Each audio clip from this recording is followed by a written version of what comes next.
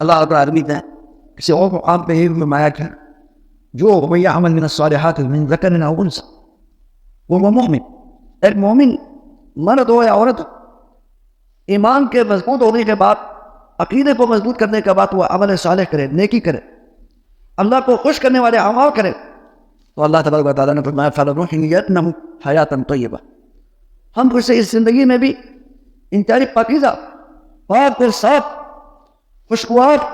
زندگی عطا فرمائیں گے، اسے ضرور اور ضرور فَلَنُحْيِيَنَّهُ، یہاں اللہ رب العالمین تاکید کے ساتھ فرما رہے ہیں، نام تاکید اور نون تاکید۔ اللہ رب العالمین ویسے بھی کوئی بات کرے تو اس کے اوپر شک اور شبہ کی گنجائش نہیں ہوتی،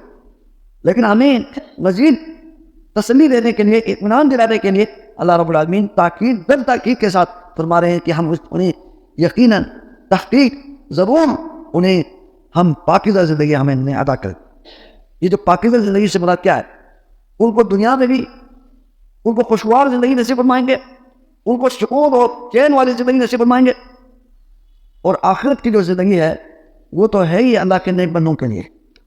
فَلَنُحْيِيَنَّهُ حَيَاةً طَيِّبَةً، خوشگوار زندگی۔ اس سے مراد علماء کہتے ہیں، فرماتے ہیں کہ اس سے مراد دنیا کی زندگی ہے، وَلَنَجْزِيَنَّهُمْ أَجْرَهُمْ بِأَحْسَنِ الَّذِي كَانُوا يَعْمَلُونَ، اور جو ان کا جو جزا ہے نا، جو آخرت کا جزا ہے، وہ ان کے عمل سے بہت ہی اچھا ہم ان کو جزا دیں گے۔ وہ آخرت ہے، آخرت میں جو اللہ اجر دے وہ بہت ہی اعلیٰ آخرت